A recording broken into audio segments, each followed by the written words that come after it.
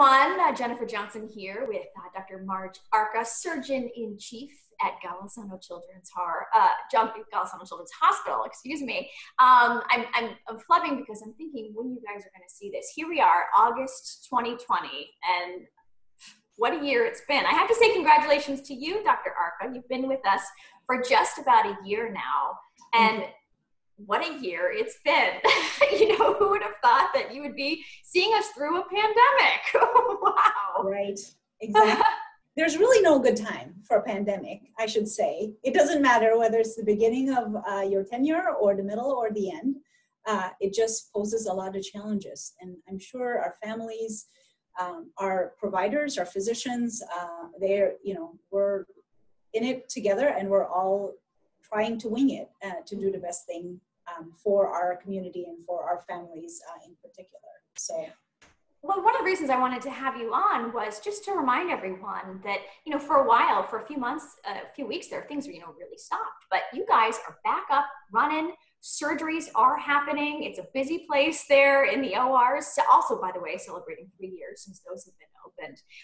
But there are some changes that if families are coming, in this time of COVID, some changes they can expect. So I guess, first of all, if a surgery is planned, one of the changes is you're asking kids to be COVID tested, right? Yes.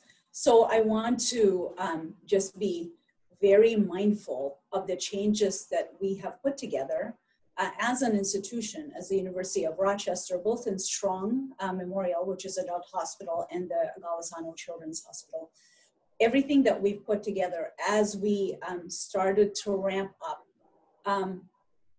are based on sound science and recommendations from many experts.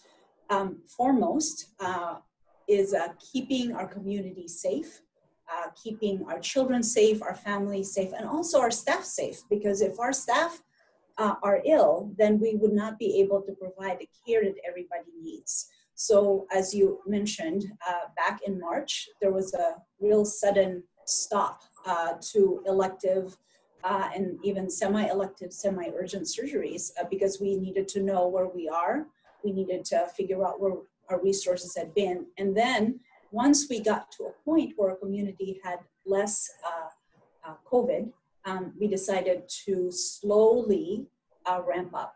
And we obviously had been doing emergency procedures and urgent procedures at the time of COVID, but then we started to do semi-urgent and then semi-elective and elective cases. You may not know, but we scored our procedures depending on how sick the child is, how urgently they needed a procedure, and also the perceived risks to them if they were to come to the hospital.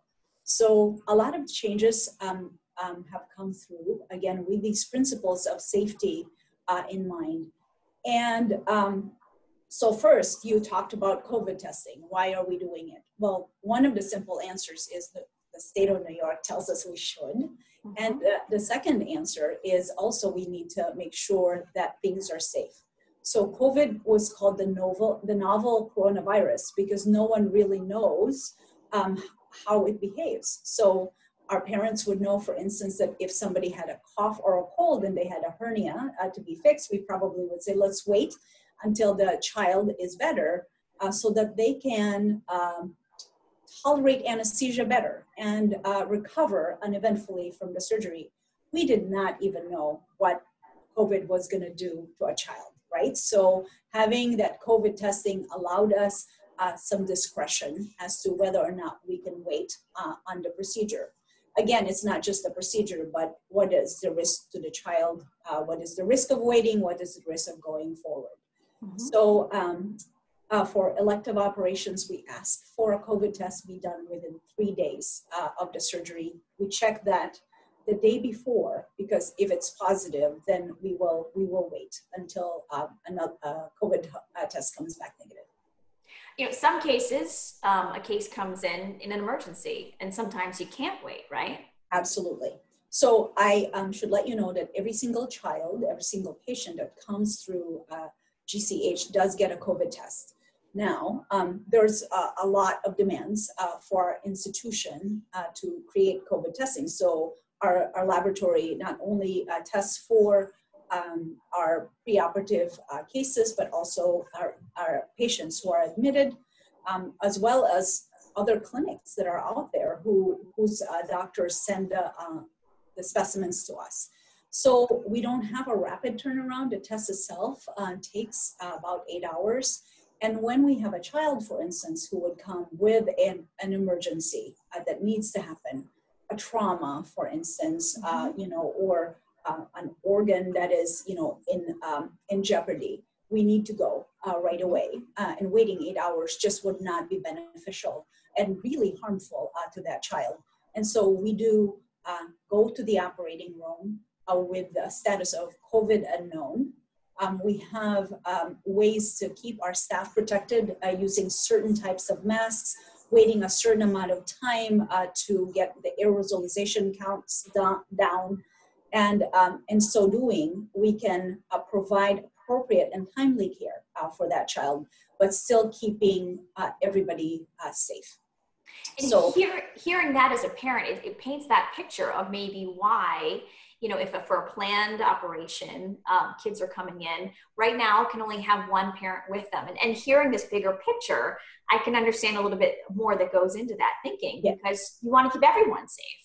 Yes, so this is a little bit different, in the children's hospital than maybe our partner at Strong is indeed, once we realize that our community is actually good in terms of the number of COVID patients, positive asymptomatic carriers that we have. We're not, very high at all, but of course those things can change, and that is a problem with a COVID asymptomatic carrier, right? You don't know that you have symptoms. And so what we have done is, if a child is in the hospital, what we have said is that if a child is in the hospital, there can be 2 people with them, except for the perioperative area. Because in the perioperative area, we would have mostly children who've been, tested for COVID, but they also have support people with them who may not have done so. And similarly, we would have these children that we just talked about. They need an operation right away. They're emergency procedures or urgent procedures, and we don't have the ability to test right now. And so minimizing the number of people that are within that perioperative area really helps us contain the ramifications of a situation of which we may not know everyone's COVID status. It's just impractical to get the COVID status of a parent. It just is, it's too much. It'll be too much of a burden on the system. And this is why we try to keep everyone safe that way.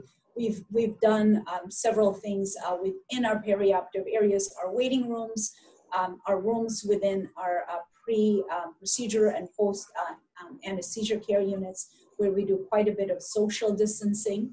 And you can imagine that if we multiply supporter by 2, that social distancing can fall apart very quickly.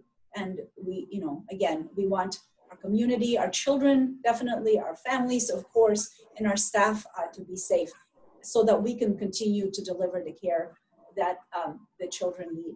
I will tell you, Jennifer, it's amazing. We're over 100% of our pre-COVID operative volume. Really? Yes. And summer is usually when we have elective cases, so we needed to recover from our backlog in the spring. There's also the trauma season is usually summertime, and elective cases for children who are anticipating going back to school and wanting to be fully recovered and recuperated before school starts. So usually June, July, and August are busy months anyway. And if you add our backlog from the spring, that's also makes it very, very busy. And we really would like to keep everyone safe, because if we were to be a hotspot for COVID, then you can imagine that is a resource that our community needs 24 hours a day, 7 days a week, 365 days a year. If the children's hospital is down, we're going to be in trouble as a community. Right. So all these safeguards, I mean, I know you're a mom yourself, so like can understand, you know, your parents, moms, dads, guardians going through the stress of having a child with surgery. We know it's tough, but I appreciate you talking us through the rationale of, you know, why things have been, while you guys are very much open and very busy, there's still a little bit of a, you know, lockdown there as well. And understanding that's for the betterment of all of us. Well, thank you. I know you're busy, so I'm going to let you go, but we one more thing, Jennifer. Yes. I should let you know. And you understand this, of course, because you work very passionately with our kids. Not every child is alike as the other child, and there will be children who would need a second support person. Totally understand it, totally get it, and totally understanding of this. So if you tell your surgeon or your surgeon's office that you would like a second support person for your child because of a medical need or a psychological need, we will be able to accommodate that. Just let us know ahead of time so we can make those arrangements to make everything smooth at the day of surgery, which is our goal for your family. So it sounds like communication is key. Absolutely, like always. Like always. Well, again, thanks for your time and for all you do for the families in our community. It's been an awesome almost year having you here, and we appreciate that you are in Rochester. It's my pleasure and my privilege. Have a good one. Bye-bye. Thank you. Bye.